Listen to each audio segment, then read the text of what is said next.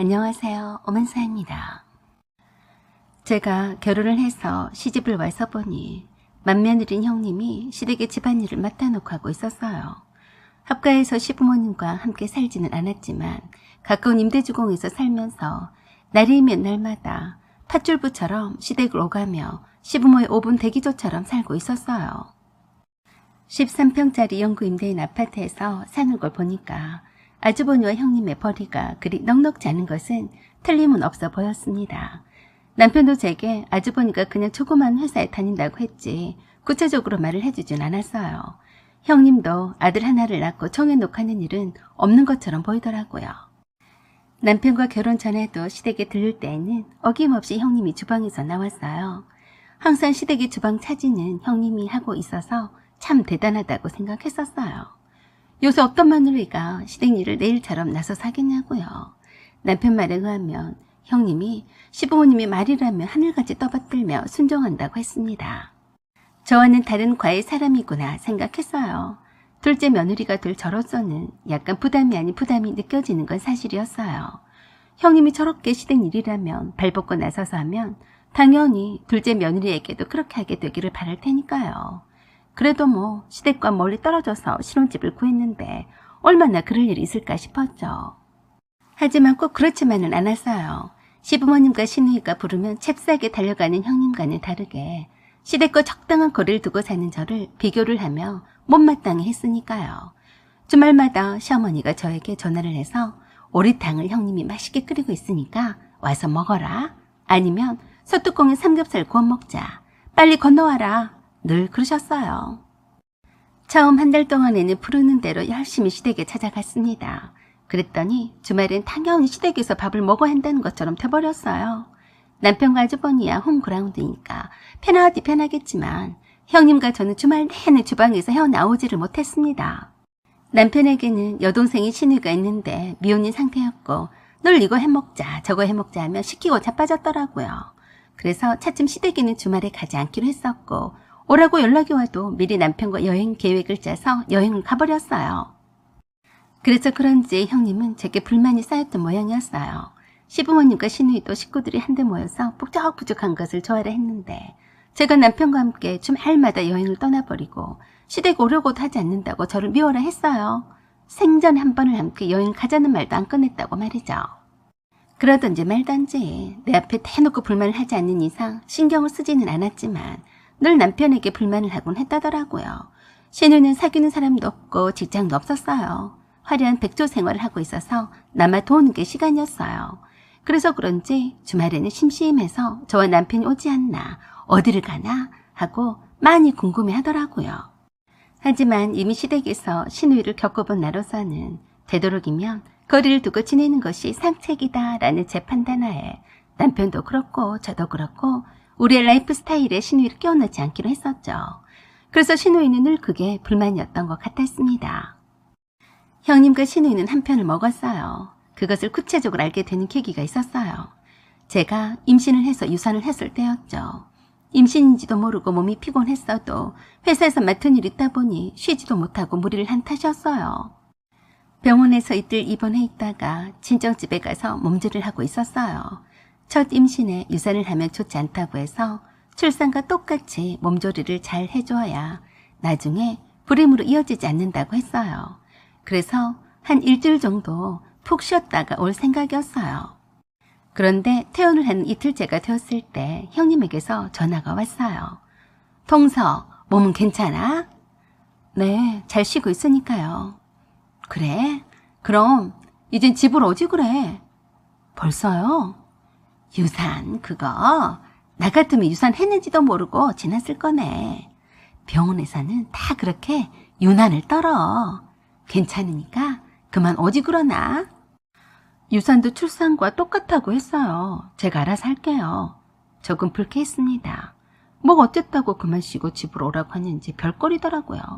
어머님이 자네 몸보신 시킨다고 내일 오라고 하셨네. 나한테는 한 번도 몸보신 해준다고 한 적도 없었는데 자네는 좋겠네. 오랜만에 내게 전화를 한 형님의 말투가 영 달갑지는 않았어요.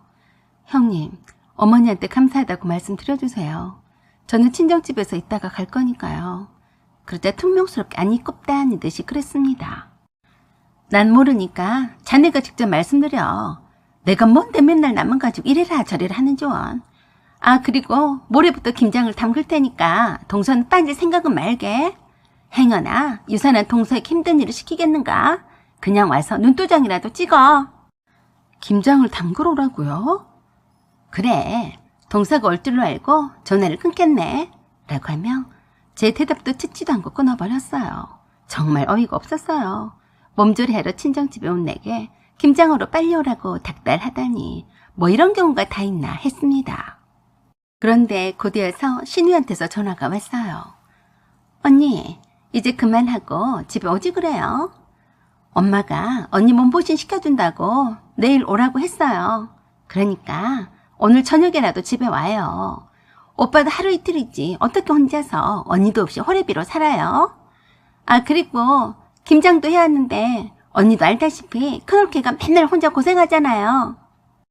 그러니까 언니도 팔 걷어붙이고 도울 생각해요. 같은 며느리인데 누구는 일하고 누구는 패짱이처럼 놀아야 되겠어요. 어이가 없어서 가만두면 안 되겠더라고요. 야, 너희 둘이 서로 짰니? 어째서 돌아가면서 작정하고 전화했어? 김장을 하고 싶으면 하던지 알아서 할 일이지. 내 손 빌리지 않으면 김장 못하니? 설마 하니 고분고분했던 내가 그렇게 나올 줄은 몰랐는지 순간 당황했습니다. 뭐라고요? 그럼 김장 큰올케 혼자서 하라고 그래요? 며느리가 되어가지고 어떻게 시댁 눈치는 하나도 안 봐요. 너 그 아가리 안 닥치니? 내가 네 눈앞에 있었으면 아구통 날렸다. 까불지 마. 네 말대로 나는 시댁의 눈치 같은 거 안 보는 사람이니까 시댁 눈치를 잔뜩 보고 산 네 큰올케랑 너랑 하든지 알아서 해. 뭐 어째요? 막 나가자는 거예요? 막 나가자는 것은 너지. 어따 대고 유산에서 몸조리하고 있는 사람한테 김장하라고 그러니? 그랬더니 옆에 형님이 있었는지 어쨌는지 그러더라고요. 어머머, 말하는 것 좀 봐. 자기가 유산에서 몸조리를 한다고 하네. 나는 만삭이었을 때도 김장도 할 거 다 했다고 하소. 별 가지런을 다 하네. 유산했는지 안 했는지도 모르겠네. 말짱하기만 하더만 유산이라고 별스럽네. 전화선 너머로 들려오는 자기네들끼리 일부러 비꼬듯이 하는 말이었어요. 듣고 있는 사람 환장하게 만들더라고요. 이것들이 쌍으로 편먹고 나에게 뭐 하자는 짓인지 열불이 났습니다. 야, 둘이 지금 뭐하냐? 너네 둘이 짝짝꿍이 잘 맞으니까 둘이 잘해봐. 나한테 연락도 하지 말고 둘이 잘해라. 그랬더니 형님이 다시 전화했어요. 동서, 아까 뭐라고 했어? 김장을 아가씨랑 둘이 사라고 했는가?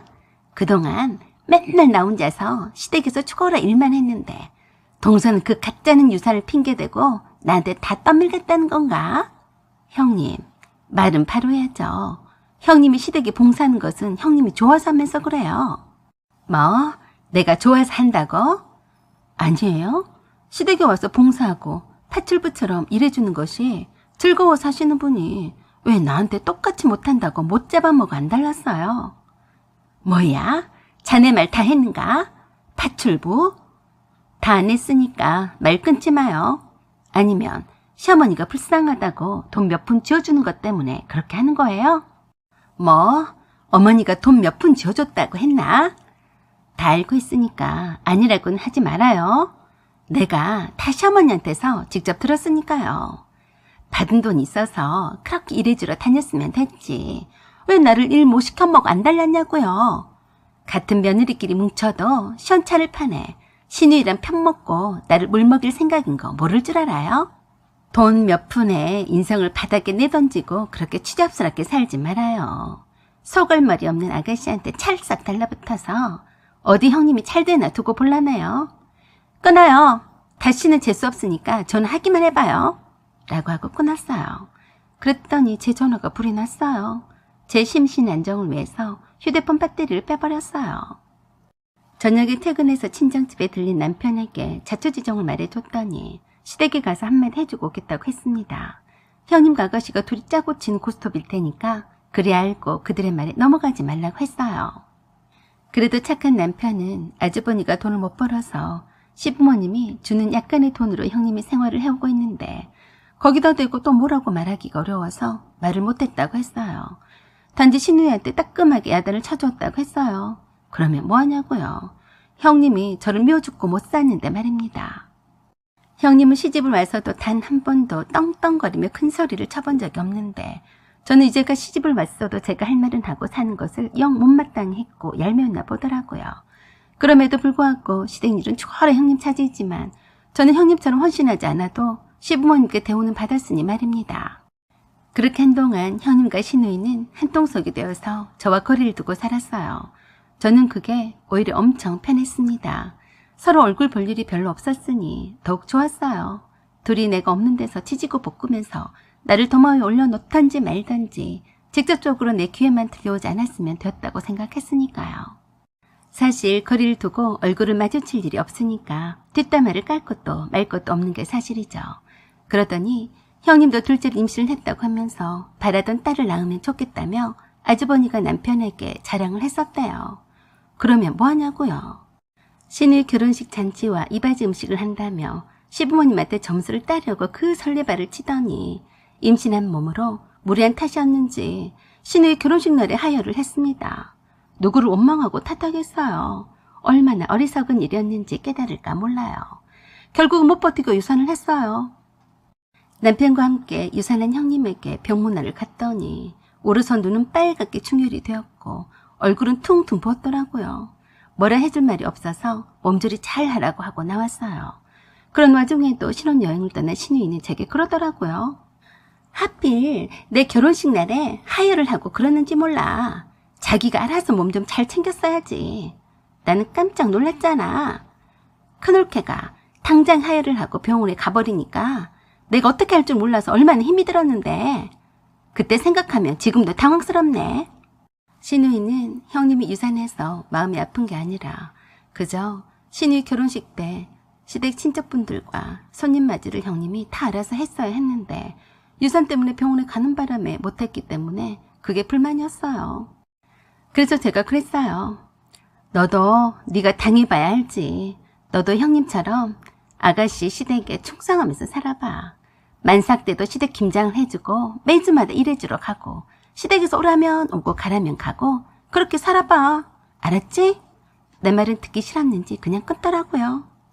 그러더니 결혼한 지가 4년이 다 되었는데도 임신 소식이 들려오지 않더라고요. 결국 형님이 제게 귀띔해줬어요. 어머니가 그러시는데 지금 아가씨 때문에 고민 이만저만이 아니래. 불임 판정이 났는데 아가씨 시댁에서 할까 봐서 말이야. 임신하기 위해서 몸조리를 한다면서 어머니한테 와 있는데 나한테 아가씨 몸보신을 시킨다면서 오라고 했는데 안 갔어. 그래서 제가 그랬어요.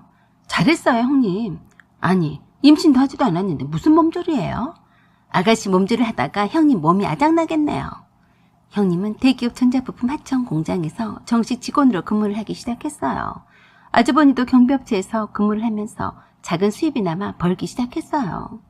그런 탓에 형님도 예전처럼 부름대로 달려가지는 않았어요. 결국에 신우이는 불임 사실이 신우이 시댁에 알려지면서 이혼하라는 모진 압박을 받느라 스트레스가 이만저만이 아니라고 했습니다. 뭐 뿌린 대로 거두는 거 아닐까요?